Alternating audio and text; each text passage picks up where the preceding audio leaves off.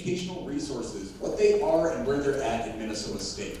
So normally if we were in person, I might ask for a show of hands to see how many of you were already familiar with open education resources. I suppose we could do like a reactions thing if someone has that. Give me like a party reaction or maybe a thumbs up if you've already heard of open education resources. All right, we've got a couple parties, we've got a couple thumbs up. Glad to hear it. For those of you who don't, I'm hoping that this is a good introduction to this, and anyone who wants to learn more about open education resources, please feel free to reach out to me after this meeting, or any of the other people that I have listed at the end of this presentation. But we'll go ahead and get started.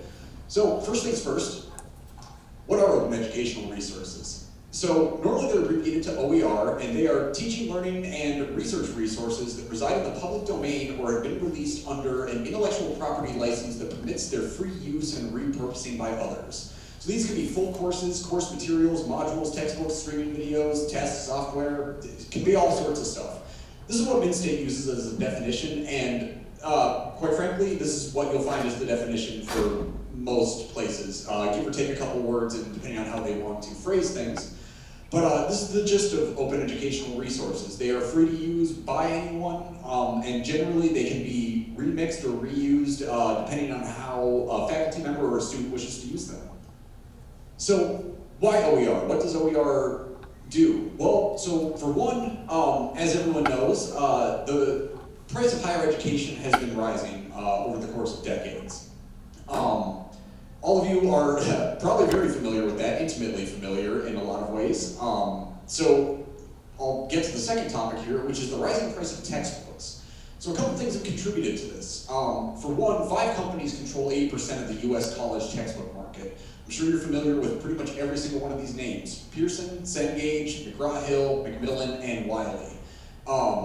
This causes problems for a lot of reasons, but you know, the important part to remember is that these 5 companies control most of the US college textbook market, and when they start losing a market share in a certain subject area, they tend to shy away from that area. So competition is getting thinner and thinner and less competitive for the textbook industry, which has contributed to the rise in textbook prices.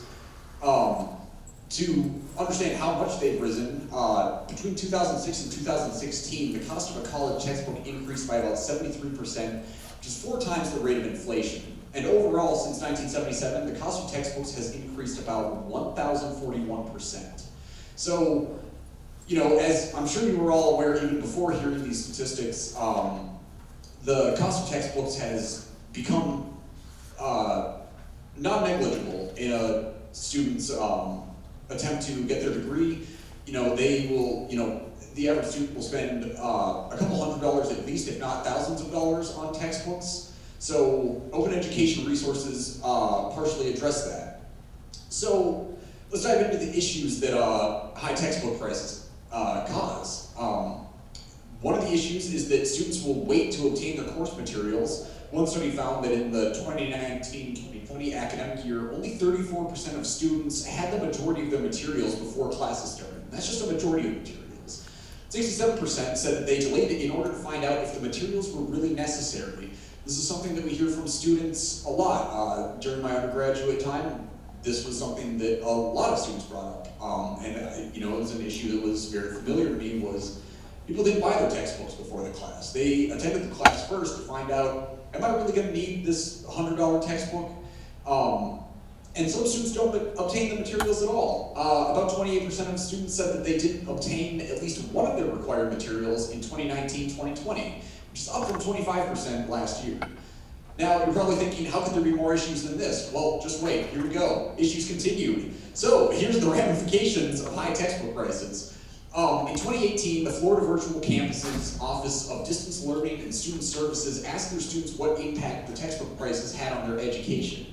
64% of students decided not to purchase a textbook. 42% of the students took fewer courses, so they'd have to purchase fewer textbooks. 40% of students decided not to register for a specific course. 35% earned a poor grade because they could not afford the textbook. 23% dropped from a course, and 18% of students withdrew from a course. So it's pretty clear from these statistics that these high textbook prices have a very negative impact on students. Whether it's dropping a class, earning a lower grade, this ends up making the student experience for higher education cost more. Whether it's by retaking classes, whether they have to switch majors, and that ends up creating a whole different problem of them having to take more classes. It's just not good for students. Now, the good news is, the folks here at Minnesota State, faculty and administration included, and librarians as well, they are working on open educational resources, and that's happening in a couple different areas. So I'm gonna share a couple of those with you real quick. First off, and I will cover this on the next slide, but the Minnesota State System Office has put out a guide for open educational resources. We'll cover that on the next slide. Secondly, there's a project being worked on by the System Office called the Search and Display Project. And Minnesota State also has a dedicated OER page on their website. We'll go through all of these. So here's what the Minnesota State OER Student Quick Guide looks like. It has a couple of helpful tips, such as, well, these aren't tips, these are definitions, but what is OER and why is my instructor using OER if you're lucky enough to have an instructor who is using OER.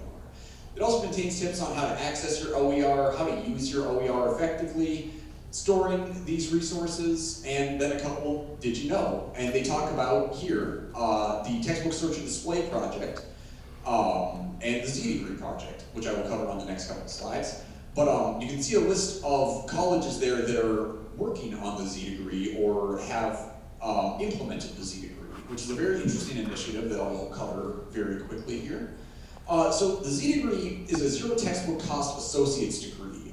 This is something that will hopefully be up and running at most, if not all, of Minnesota State colleges, two-year colleges in the next couple of years. Z-Degree courses exclusively use open education resources, open textbooks, and or zero-cost materials to facilitate their classes. So you're guaranteed with this two-year degree to not spend a dime on textbooks. Currently, the following colleges offer the Z-Degree. Right now it's 6. I believe that there's a 7th that might be offering one next semester, and there's a couple more applications for more colleges to be offering them very soon. Now, obviously, you're all at university, this is at colleges, but this is something that I guess you could say lays the groundwork for something like this coming to universities. Excuse me. Let me go back a little bit. The other thing that I want to cover right down here, I don't know if everyone can see my cursor. Oh, maybe not. But under the Did You Know section, the Textbook Search and Display Project, I don't have a dedicated slide for this, but what this is an initiative at Minnesota State. Again, it's just at a couple of colleges right now. It's just being tested out. But it's a way for students when they're registering for classes to be able to see which classes are utilizing open education resources or low-cost resources. So students will be able to search their classes and they can see which ones are going to be using OER and which ones aren't. So, it's more information for the students for when they're signing up for classes. Secondly, I suppose, the Open Education Network. So all Minnesota State campuses are members of the Open Education Network as allied institutions for the 2020-2021 academic year. And as allied members, Minnesota State institutions receive access to a community of practice, the community hub, the data dashboard, publications. They also get communications templates and workshop slides after the trainer workshops. Basically, these workshops are put on for faculty members, administrators, or students, all of who can make open education resources. These workshops are put on to show them how to make these resources, how to get these resources licensed, and how to begin sharing them with their colleagues. And then each of your campuses has a campus open education network contact. I have Mankato bolded up there. Your contact is Chris Corley, the interim dean of library and learning. I have no idea if Chris might be on this call, but that would be exciting. Paging through the participants, it doesn't seem so, but now you know. If you want to talk about open education resources on your campus, Chris is the person to talk to.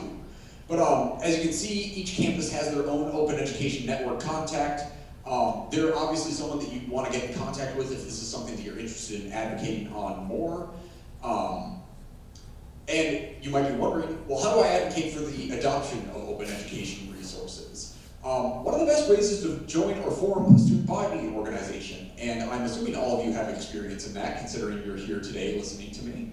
Another way that you can advocate is to simply ask your professors if they would be willing to use OER. You might be surprised at how far a conversation, just a small conversation with your faculty member might go. It is quite possible that they're not horribly familiar with open education resources, and they might be very open to switching to open education resources if they were to find something that they liked. Which brings me to a third point on how you can advocate for OER, which is by familiarizing yourself with current OERs. To give an example, perhaps you're in an accounting course right now, and you maybe, hypothetically, had to buy a $100 textbook for this accounting course. If you go to one of the libraries, which I will show you on, I believe, the next slide, you might be able to find open education textbook that covers all the same topics that your purchased textbook covers, but it's an open education resource and can be utilized for free. And the other great thing about this is that professors who might be tentative or a little bit cautious about using someone else's education resource, the great thing about these open licenses is that faculty members can actually remix and redesign these open education resources to fit their class. This can be something as simple as just changing the examples in the book. They could be using a book that was written in 1990, and the examples are outdated and just don't make much sense anymore. With an open education resource, that's really not a problem. The faculty member would be allowed to revise those portions of the open education resource to their heart's content, depending on the licensing type. That's not something that I'll get into right now, but for any of you who are interested in learning more about open education resources, I'd love to dive into that with you. Another way that you can advocate, or more so prepared to advocate, is to read other students' stories about advocating for OER. There's a link embedded in that bullet point, and I will send this out to President Trenny after this presentation, and he, I'm sure, will be happy to forward it to all of you. Check out other student stories about how they talk to their faculty members and how their faculty members were, open to these ideas and willing to hear them out. Another awesome tool is from the Open Education Resource Commons, and they have a student OER toolkit. This includes PowerPoints that you can present to your fellow students. It includes ways that you can advocate for OER. It gives you links to different libraries where you can find OERs. It's just a really awesome toolkit that is specifically designed for students who wish to advocate for open education resources. And finally, I'd like to mention a couple OER libraries and repositories. So Opendora is the all-in-one solution for the storage of open educational resources for Minnesota State. I'm sure your librarians at Mankato are familiar with Opendora, and I'm sure most of your faculty are too. As said there, it is really the all-in-one solution for the storage of open educational resources and media in general. So your professors who record video lectures or may create their own educational resources for their classes, they might store it on Opendora. It's a very common platform. Other ones include the Open Textbook Library. This one is supported by the Open Education Network, to which our institutions are allied members. There's also Merlot, which is a curated online library for OER. Lumen, another one for course materials and professional development. And then there's Oasis, which is kind of like the Google for OER. This is how you can find OER across a bunch of different things. In fact, they might pull up things from the Open Textbook Library or Merlot, but it's a very general search engine that can allow you to find this open content. And lastly, if you want to learn more, here's contact information. So again, I'm Devin Smith. I'm the Director of System Relations at Students United. My email is dsmith@studentsunited.org. Dominic Drabent, who I assume most of you know, he's a member of the Minnesota State Open Education Resource Team. His email is listed there below. He has been involved in these talks for roughly a year. My sense of time is a little bit skewed with this whole pandemic, but that sounds about right to me. And then Jonathan McNichols, our state chair at studentsunited.org. All three of us would be happy to connect with you about open education resources and help you learn more and help you advocate for these at your campus. Now I know that was a lot of information. I want to pause now or turn it back to the speaker for questions, if anyone has any. Thank you. Are there any questions? Any questions? Any questions? Okay, seeing none, thank you, Devin. Thank you. Next up, I have our IT solutions update, so I'm going to hand it over to Vice President Johnson. Thanks for having me back again. I really appreciate it. I've really been enjoying this time sharing with you and hearing your concerns and your ideas. So I'm going to introduce Christy real quick about the computer store. But I did want to mention one thing about the talk we just had a minute ago here by Devin. Great talk. Appreciate that. If you are still interested in participating in the Student Technology Consulting Team, we are discussing OER and what's happening on our campus.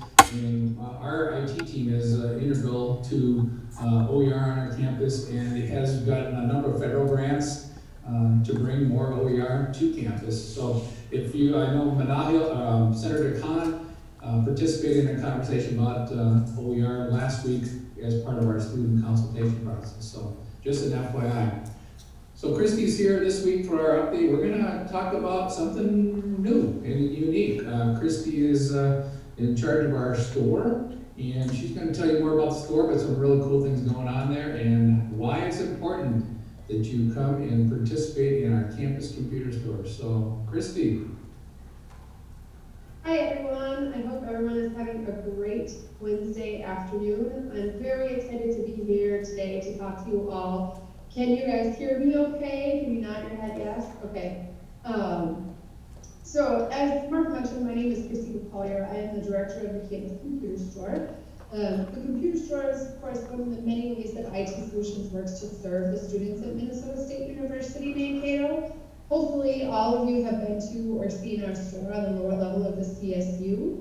If you haven't, we do invite you to stop by and visit with us and experience our store for yourselves. Today, I am here to inform you of some new things we're doing based on feedback that we've received from students. I'm excited to announce that last week we launched a new website. The new site uses a modern platform that enables our store to adapt to changing needs of students, which we know obviously is happening a lot these days. One of the things that the site allows us to do is to showcase groups of products on the home page for folks to view. Some of these types of products include gaming equipment, great holiday gifts for college students, and many other things. And I'll show you the website at the end here. I don't have a full presentation, so I'll just wait till the end to show it to you. The platform, the important thing about the platform is that it gives us a really easy way to change out the items based on need. So it makes it quick and easy for us to react to students' needs as our environment changes. And if students want to get a little bit more regular update, we also have a new newsletter, and you can just go to our website and sign up for the newsletter on our website. There'll be a pop-up that shows up about 10 to 15 seconds after you go to the page. Otherwise, you can look in the footer. You can find the sign up in the footer. Of course, my favorite part of the new website that I would like to show you, and I'm going to try to share and multitask right now, so please be patient with me for a second. My favorite part is our new Meet the Team page. And one of the things about the campus computer store is that we're super passionate about our student employees. We are very much a team. The student employees are the lifeblood of what we do. Without them, we wouldn't have a store. And so I'm really excited to offer the opportunity to showcase and spotlight our student employees, who they are, where they came from, what they do, and of course what their favorite technology items are. And I'm not very good at multitasking, so here it comes. So this is the website. Hopefully you can all see the new website. Right on the homepage you can access the Meet the Team page. And this is the page that I'm so proud to offer. You guys will probably recognize a familiar face right here up front. I didn't put that there, someone else did, so that wasn't planned. But this, like I said, this tells a little bit about the students that we have here, the technology that they like, and we're really proud that these are up here and we're able to showcase that to the university. And then one thing that I also wanted to share really quick on the other one is our new team photo. We just took this last week. And so this is right outside of our store, and this will be going up on the site shortly. All right. So another project that we've been working on that you've heard a little bit about already is the esports team. And for the esports team, the role that we played with this was we have a relationship with Dell for purchasing purposes, obviously, and we were able to help our esports folks and IT solutions secure a sponsorship for the esports team. This allowed the university to purchase equipment at heavily discounted prices, giving our team access to train with top-of-the-line Alienware machines and accessories. In addition, Dell donated some prizes for our esports events on campus. If anyone was at the tournament, the esports tournament that we had in October, as part of our not homecoming and the name of our events, our week, it slips in my mind, sorry. Anyways, the tournament there, we were able to give away a free Alienware laptop, and that was donated by Dell to the esports team. So we were really happy to be a part of that. And of course, now we also get to offer those devices, the Alienware devices, in our store. So if students who aren't part of the esports team would like to have one of those devices, they can find them at our store. Of course, I wouldn't be doing my job if I didn't take some time to tell you about some new products that we have. And so I'm excited to tell you that we've added some additional things that are really kind of a sign of the times. One of my favorites is an antibacterial screen cleaner. It comes in a little spray bottle with a wipe, and we touch screens all the time, so it's great for your phone, for your tablet, for your laptop. You can just spray it on the cloth, wipe down your device, and all of a sudden it is free of germs. We have some other cleaning products. Of course, we do stock hand sanitizer in the store just in case you're on campus and you run out and you need to grab some. And then we have a fun line of new wireless charging devices. One of my favorites is a mouse pad that's also a wireless charger. As many of you already know, the new trend with cell phones and the iPhone 12 is wireless charging, and so we're happy to be able to offer some of those products. And then, of course, in closing, one of the biggest benefits of shopping with our store is that all of the proceeds go back directly to the university in the form of student employment, opportunities on campus, and investments in technology for campus. So this season, when you're shopping for gifts for your loved ones and friends, think of us, and rest well knowing that your business will help us grow so that we can continue to provide additional opportunities and services to students in our Maverick community. And part of those services are getting feedback from campus when we have the opportunity. And so I'm really excited to be here today to ask for anyone to ask questions, provide us with feedback, and kind of develop that relationship with the student government, with their services that we can provide for our students. We can help partner with you to help bring those to life on campus. So with that, I will go ahead and open it up for questions. Does anyone have anything or suggestions that they would like to offer us? Wonderful. Are there any questions? Vice President Lazarki. Christy, you're good at multitasking, I promise. My question is, do you guys have any upcoming sales, like Black Friday sales or something for students? For Black Friday, we find it very, very hard to compete with the big box locations. And so we much more value having the right products at the right times. And because there are such great benefits out there, I don't have any holiday specific sales. Our biggest time of the year for sales is back to school and over the summer for freshmen. There may be a few pop-up things coming on specific items. So keep an eye on our Facebook and you might be able to spot some really nice deals on there. Perfect. Are there any other questions? questions? Any other questions? Seeing none, thank you.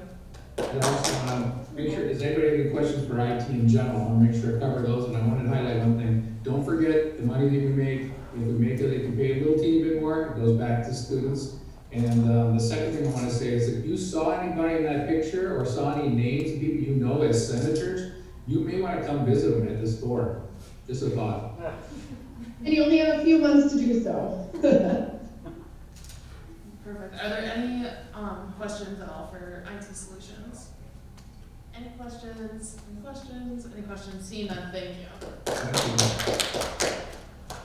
Okay, so we are now done with presentations, and we're going to go ahead and move on to open forum. So if you're here for open forum on Zoom, please raise your hand, and if you're a person, let me know. Anyone here for open forum? Sam. You have the floor. Howdy folks, Sam Seger from Campus Recreation. Todd Finkson asked me to come here today to pass a couple of things on from General Campus Recreation. So I got my Campus Rec hat on. The big news is that starting this Friday on the 13th of November, there's going to be a little bit of change for Campus Rec policy, and that involves masks being worn at all times, including during physical exertion. If you've been to the rec center, you've seen that in the past few weeks during physical exertion, Mavericks have been able to take their masks off. But the cabinet on campus decided that starting on Friday, we're going to have masks on for all activities at all times. So that's a pretty big change. Our staff's going to work to hopefully smoothly unroll that with all of our patrons over at the rec center. Also some changes in the rec center. People really have been interested in playing some basketball. And so we actually are going to start allowing 3-versus-3 basketball. And that's going to really, I think, appease some of our students that really want to get some competition going again. We're also going to allow 6-versus-6, so 6-on-6 volleyball. Of course, all these things are going to be done while being masked up and doing the same policies that we've been doing for the semester, such as making your reservation and checking in when you get to the rec center. And that's going to go across all of our facilities, all the gymnasiums, including the sports dome. So I'll stand for questions if anyone has anything. Perfect. Any questions? Any questions? Senator Ruiz. Hey, Sam, I have a really quick question. Will the rec center be open to students during winter break? Senator Ruiz, that's a great question, and it is a question that I can respond to saying yes. During winter break, Campus Rec is going to be operating, but we are going to be operating during our typical winter break hours. And just off the top of my head, those hours are a little bit more constricted. For instance, no weekends. I believe we're going to be primarily operating Monday through Friday. And we're also going to be operating those hours from Thanksgiving on during our 2-week online period of courses. So we're going to kind of crack right into our winter break hours right after the Thanksgiving holiday. Wonderful. Any other questions? Any other questions? Any other questions? Seeing none, thank you. Next up for open forum, I have Dean Janey.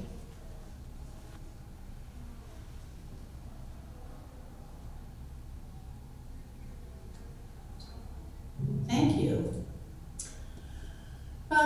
Good afternoon. Last week, I listened as residence hall senators discussed their concerns about student access to residence hall kitchens and lounges, and I appreciate hearing those concerns. I do think we'll get this worked out. As Director of Residential Life, I value student consultation. That's handy for several reasons. First of all is that our Board of Trustees requires it. But even more than that, it's good practice. No one's required to live on campus, and paying attention to student feedback helps me help my staff improve our services so that students want to live with us. Also, as an educator, the citizenship aspect of student feedback is really important to me. I remember my own student years and the adrenaline rush that I got from telling my dining director that the breakfast scrambled eggs were cold. It's good practice, speaking truth to power, and our world really needs that. Student consultation with administration is a great place for students to develop those muscles. And finally, it's just fun. I have so enjoyed getting to know students and developing connections that last over time. The intrinsic benefit of student affairs work that nobody tells you about is connecting with people 10, 20, at this point for me, even 30 years later, and hearing from them how their student leadership experience has shaped their life since then. Okay, so sadly, the pandemic sent our students home before new Residence Hall Association leaders were elected last year. So these new student leaders were elected this term and took office in late September, early October. For me, part of that loss is that I didn't have student leaders in place to begin that relationship. We usually begin that relationship in April, touch base in the summer at a retreat, start working together in earnest before school starts in August. RHA President Frank Vondra was elected mid-October. He and I had our first meeting, president to director, on October 23rd. Among other things, we discussed his concerns about kitchens and lounges, so he was right there representing feedback from Residence Hall students. On October 28th, at the request of the committee chair, Senator Rhiannon Stiff, I met with the Student Government's Student Affairs Committee. At that point, I think the hot issue was internet. And then we moved on to touch on lounges and then also the current guest policy. Every one of those issues has been impacted by the pandemic, which I know none of us likes talking about, and yet it's true. Like you, I value student safety. The pandemic has put that safety front and center. If you're watching the news, you know that Governor Walz issued new directives in his executive order yesterday. I think the university will be working with the system office to unpack those and interpret how we need to respond. We're also fortunate that we have Minnesota Department of Health, who's been very engaged with the university, helping us interpret and implement practices to support student safety. I recall a point in the summer where one of my director colleagues in the Minnesota state system shared that someone at the Department of Health had said to him that residence halls were like cruise ships on land. And I remember having a great deal of pause about what we might be able to do to support student safety so that students could move back in and pursue their education successfully. You'll recall that cruise ships were quite a problem over the summer, quite a super spreader location. All that said, where our safety measures are too restrictive for students, we need to revisit them. And student consultation is the place where I get that information. Kitchens, our floor kitchens are now unlocked, and one or two students, we have a limit of 2 students, so 1 or 2 students may access those really easily, wearing a mask to prepare food. Frank Vondra, president of RHA and also a senator in student government.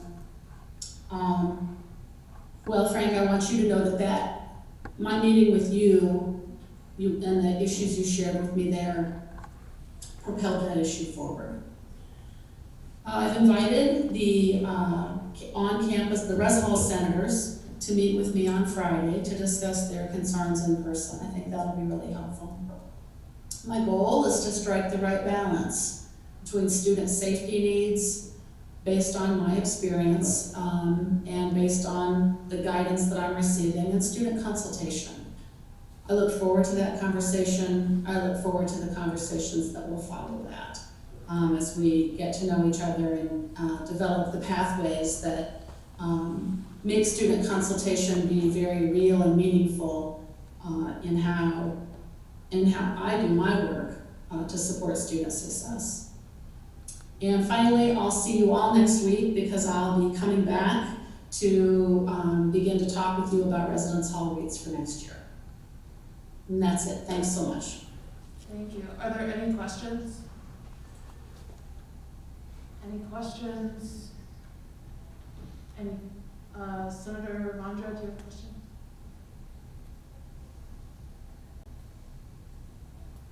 Senator Vondra, is that a question? No? Okay. Seeing no further questions, that is all. Thank you. Okay. Is there anyone else here for open forum? John?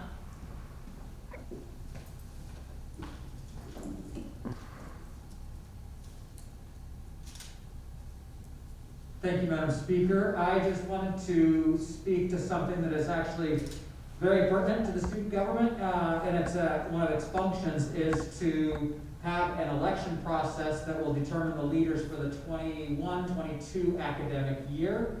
I serve as direct advisor to the Elections Commission, which operates independently of the Student Senate, but which is, has a big responsibility. As of right now, the given timeline that has been looked at for the election cycle, there's a plan to this month still present the election timeline and the election rules.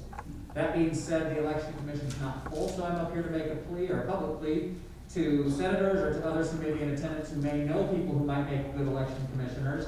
Right now there are 5 appointed, so there could be up to 7. I will be convening this group before the, obviously, ideally next week, to try to review a timeline and deliver some rules. So if it does not happen as planned by next Wednesday, that meeting after Thanksgiving will be the one when they present the election timeline. So we are open for up to 2 more students to serve on the Election Commission. The requirements of commissioners is that you not be running for any office or board or commission position that is elected next year. And in addition to that, you need to be willing to not publicly endorse any candidates running for any elected positions for next year. So I will tell you that the time commitment for the Election Commission is fairly light for this semester and the early part of next semester. As we get into the election, we don't know when things might come up or happen, so some flexibility is definitely helpful. Obviously, much of the election stuff will be occurring virtually, so that allows for some flexibility, but there needs to be some flexibility on the part of the commissioners to be able to meet if it's warranted. So again, if you are interested, the application is the same one that you use for any committee or board position on the Student Government Engaged page, but there are up to 2 openings on that commission, and we need to get moving pretty quickly. So. Perfect. Are there any questions for John? Any questions? Any questions? See none? Thank you. Okay, is there anybody else here for open forum? Anybody else? Anybody else? Anybody else? Seeing none, we're going to go ahead and move on to the approval of the consent agenda. Is there any dissent to the approval of the consent agenda? Any dissent? Any dissent? Any dissent? Seeing none, I assume unanimous consent, and the consent agenda is approved. So now we're going to go ahead and move on to officer reports. President Trini, you have the floor. Yes, I have a couple events / dates that we are opening to people, but also just an FYI to spark your participation or interest in it. One, tomorrow, everyone saw President Davenport's email. They're doing budget open forums, and I believe the next and final one is tomorrow. I don't know, I forgot the time, but I think it's like 11. Yeah, 3 tomorrow. Check President Davenport's email. I'll be there, and I encourage other people to be there, especially considering a huge gloomy deficit that the university is going to have to address. So it's important that you are there so you can give your feedback and your input as a student. Because if no one gives it, then our voices aren't heard, and I can only go so far, and so can Arnemy. So please be there. It should count as office hours, and probably it will. So again, refer to that email as well. The other event happening tomorrow is the free COVID test in the ballroom. It will be from 12 noon to 6 p.m. in the CSU ballroom. It's saliva testing for COVID. It's asymptomatic, so if you're going, you're not, and someone can correct me if I'm wrong, but you're not supposed to have symptoms if you're going to go.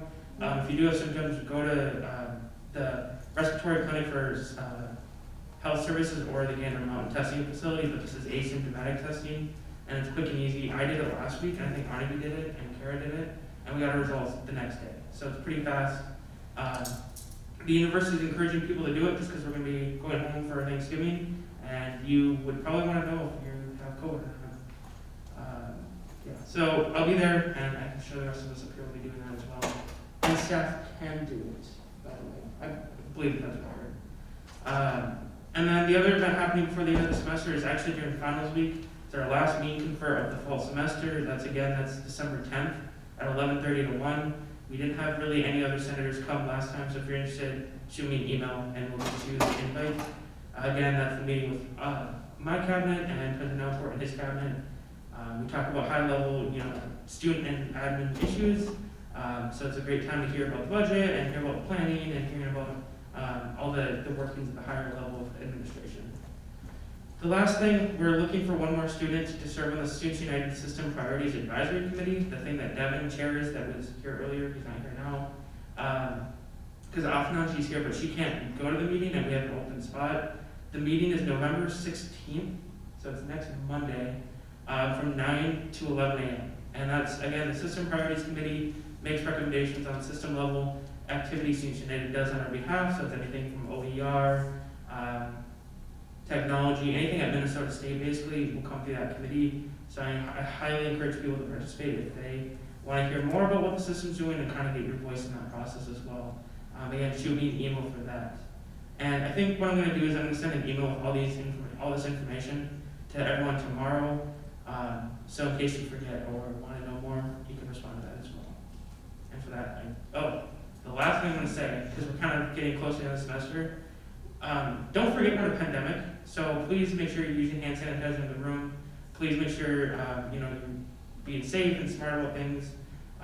There's been a spike of cases on campus and in that area, so just be wary of that as well and stay safe.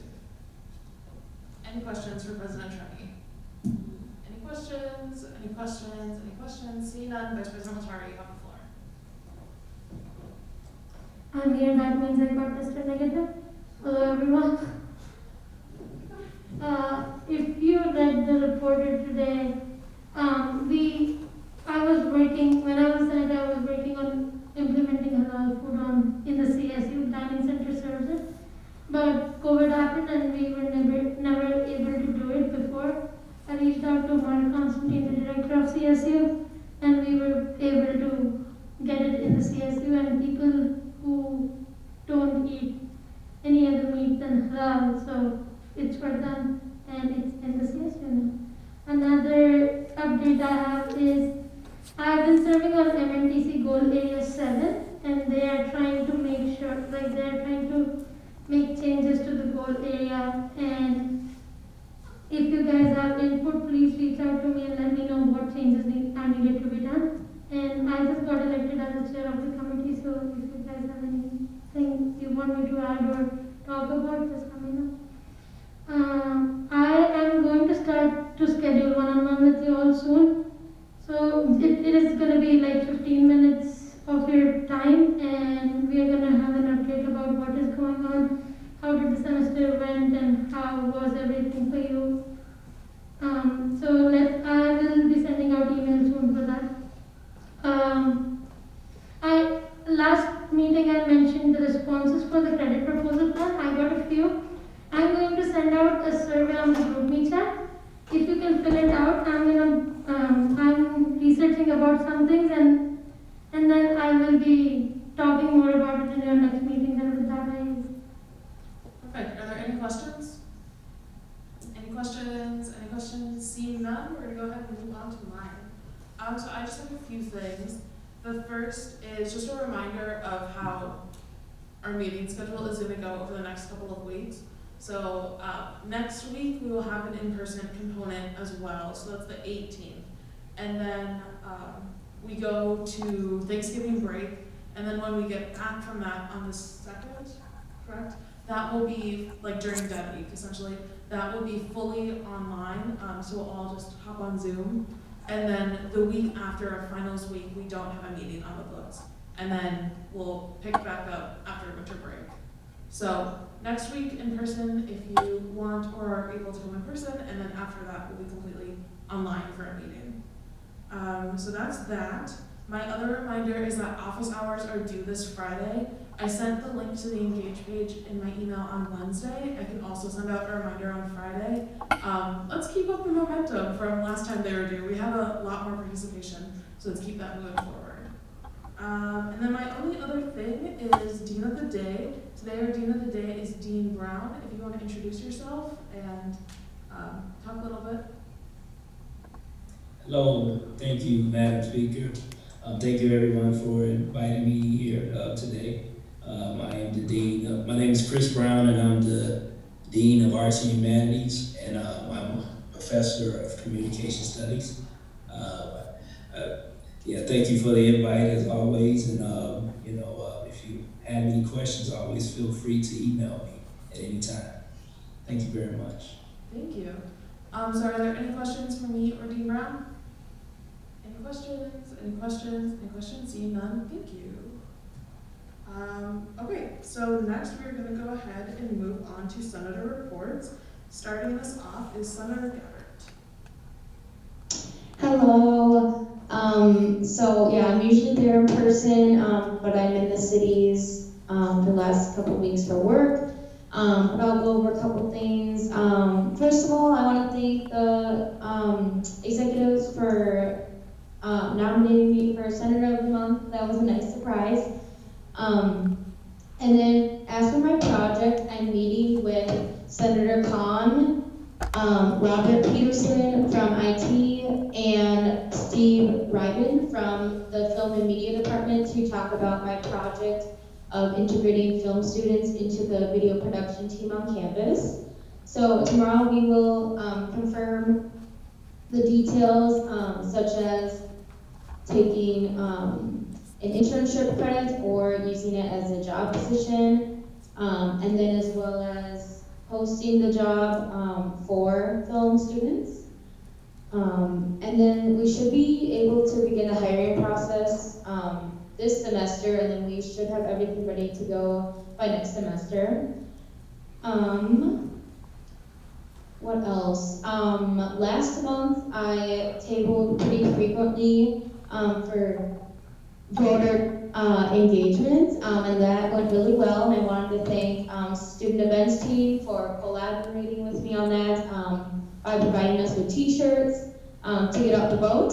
And as always, Minnesota had a very high voter turnout, so I was very excited about that. I'm meeting with Dean Brown, who we have here today, and along with Senator Vondra next Wednesday for our monthly Dean meeting. And so we'll just go over some things that we could do to improve the college as a whole, and just give some updates about where our individual projects are. I think that's all I had. If anyone had any questions for me, feel free to, let me know. Thanks. Perfect. Any questions? Any questions? Any questions? Seeing none, thank you, Senator. Senator Wheeler. Hello, good afternoon, Senators. My name is Jack Wheeler, and I represent one of the off-campus senators. Here's a quick update on my project that I've been working on for this semester. So, if you don't know, my project has been to improve the recycling infrastructure of off-campus housing complexes surrounding MSU. This idea was brought to me when concerned residents expressed the lack of recycling bins at their housing complexes, and they would end up throwing bottles and cardboard in the dumpsters directly outside of their doors. Frankly, I didn't blame them. With the only recycling bin being nearly 8 blocks away, I would have done the same thing. Initially, when I took upon this project, I envisioned every housing complex to adopt a variety of recycling bins. But diving further in, I changed my viewpoint to reflect my overall success. I learned that if I was able to get just one housing complex to increase its recycling resources for residents, I would consider it a major success. So that's what I'm doing. With immense help from Senators Brodett, Stiff, and Woolfolk, I'm extremely close to adding more recycling bins at the Highland Hills buildings. To do this, I'm working with their housing manager to create a strategic plan which benefits the relationship between their complex and MSU, but also future off-campus senators who hold our positions. I'm super proud of the work that I was able to achieve these last 4 months, and I appreciate all the support. Thanks for listening. With that, I'll take any questions. Any questions for Senator Wheeler? Any questions? Any questions? Seeing none, thank you. Next up, I have Senator Mendoza. Good evening, everyone. Thank you for letting me speak again here today. I just wanted to say that when I started off in this position, I had no idea what I was doing, and I appreciate the support system that's kind of been created within the student government to, guide the new people that come into this organization, and I'm really grateful. I'm going to quote Senator Bonner real quick, a little line that he said last week. This is a time of unprecedented, and I think we all need to set some kind of precedent. I realized that there are a lot of things that we worked on with the College of Business, but I didn't know which to start off with. And I took, I partnered up with Senator Lino, and we've kind of come down to 2 things that we want to start off with proposing to the College of Business. One being the project-based learning opportunities within the College of Business. We want to increase that. We want students to have more of an application-based learning and stray away from the general, common hard memorizing and studying to learn to study out, to pass a test as opposed to studying to learn to retain the knowledge and understand what you're doing. So that's one of the proposals that we're proposing, and we have a meeting with all the College of Business faculty just in about a week to make these proposals. And then the other one is to work around Zoom etiquette and how to boost Zoom engagement in the classes. And that's kind of why both Senator Alino and myself took part in the action team proposed by Vice President Morris, where every Monday at 9 a.m. we join in and we kind of work out the kinks and knacks of Zoom and how to make things better for this flexi program. So that's kind of what we've been doing. And then the more major project that I'm working on right now is the revising the strategic plan for the College of Business, and coming up with a new vision and mission that pertains more to today's times, and to kind of set that in motion for the next 4 or 5 years for the College of Business.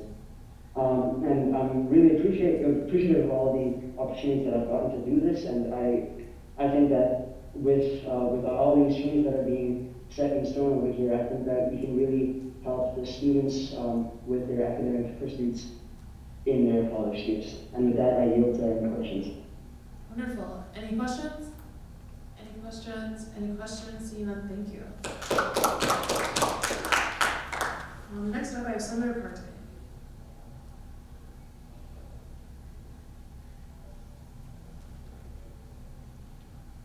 Senator Partey?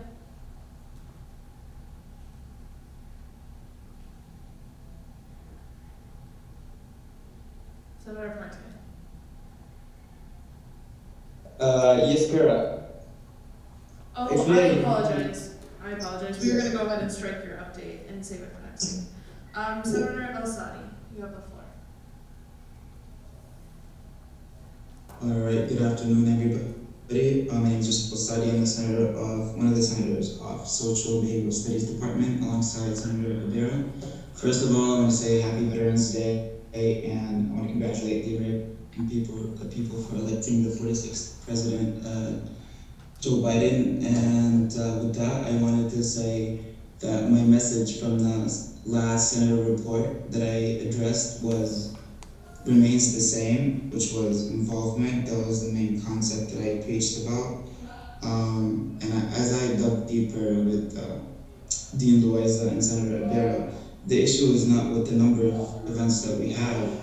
The issue with the approach that we're taking to spread the word about the events. The Department of Social Behavioral Studies has wealth of events that happens basically like on a weekly basis. But the main issue remains that, for example, the platform that we have on Facebook barely have like 500 followers, this is basically the main mission that I want to accomplish. Next is building the fan base that we have. To spread the word among social and behavioral studies students. That's basically all I have. Thank you for everybody for listening. Thank you. Any questions? Any questions? Any questions? Seeing none, thank you. Okay, that concludes senator reports, and next up is vacancies. We still have not received any allied health and nursing applicants, but you guys know the drill. If you know anybody, please send them my way. Send them to the engage page. Just want a full Senate, but we'll get there. Okay, moving on. We have no new business, we have no old business, so that takes us to announcements. Is there anyone with an announcement? Any announcements? Any announcements? Oh, there we go. President Trenny. Do you have one? Maybe I'll take Mark's announcement. Maybe the milestone event by the students event team for this Friday is Okay. they're doing bingo instead, and it'll be scheduled for next semester. Okay. So, Mark Constantine, you can go next.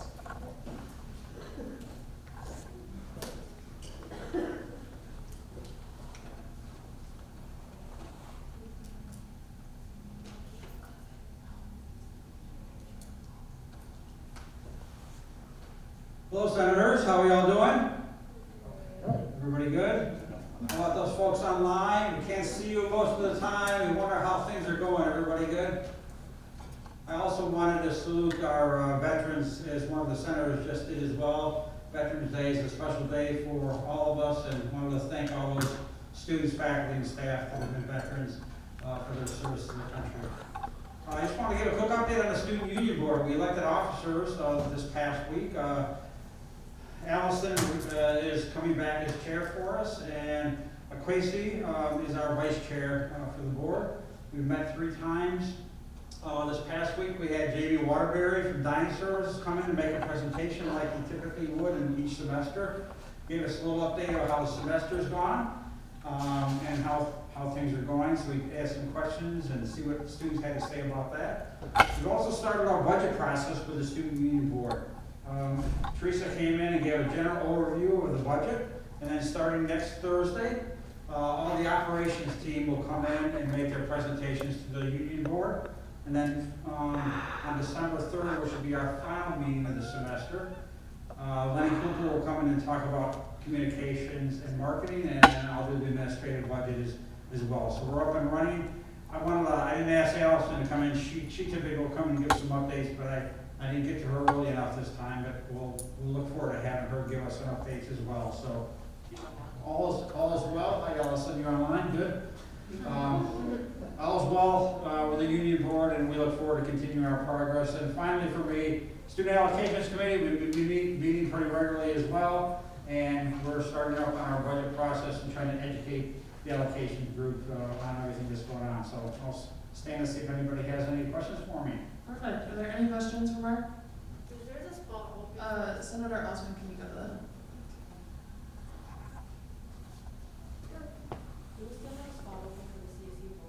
I'm just going to repeat it for online. She said, do we have a spot open for the CSU board?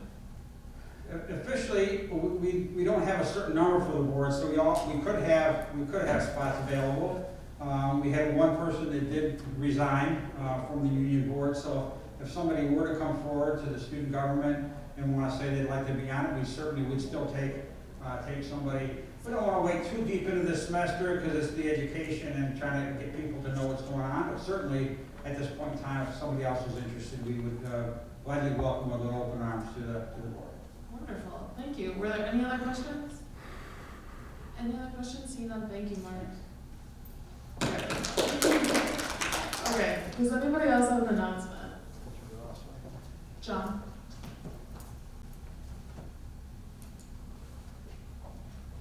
So these announcements don't have anything directly to do with the student government role that I serve in, but the other roles, the other hats that I wear.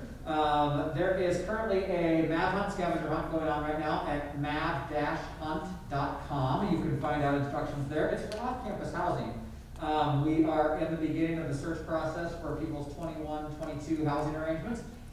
We've got more than $600 in prizes that we're giving away over the course of the next week. You can basically do this through the 17th, which is next Tuesday.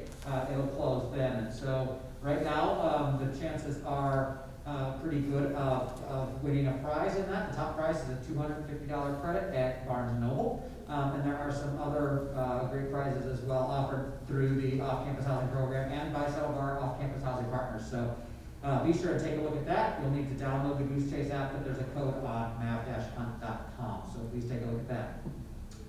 Now I'm going to put on the fraternity and sorority life hat that I wear. Several of the senators joining remotely know that I serve in the role as advisor to fraternity and sorority life.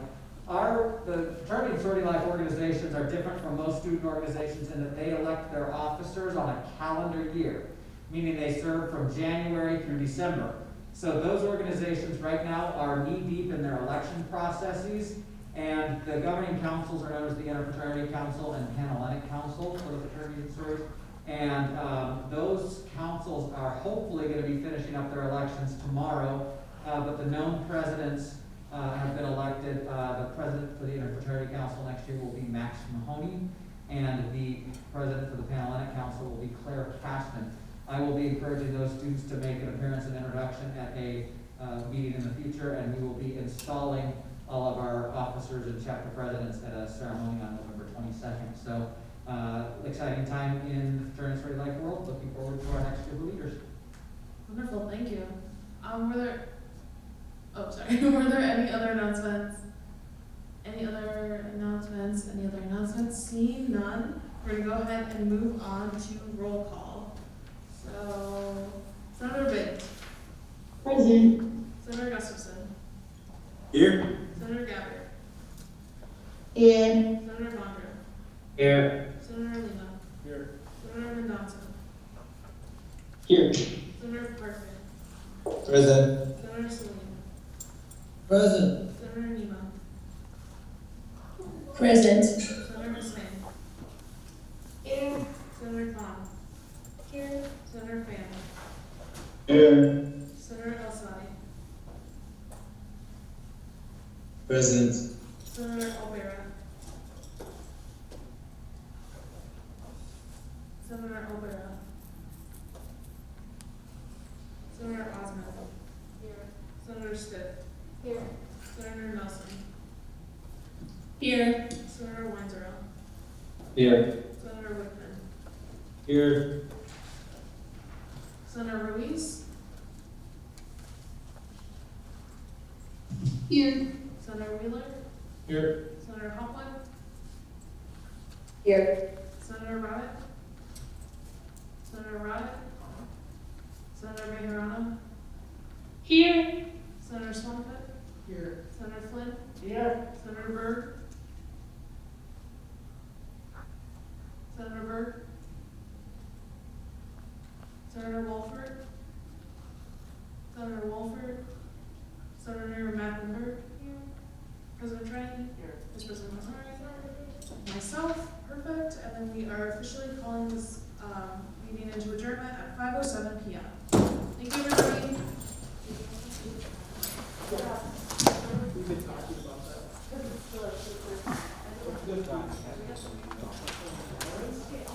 Okay. Secret.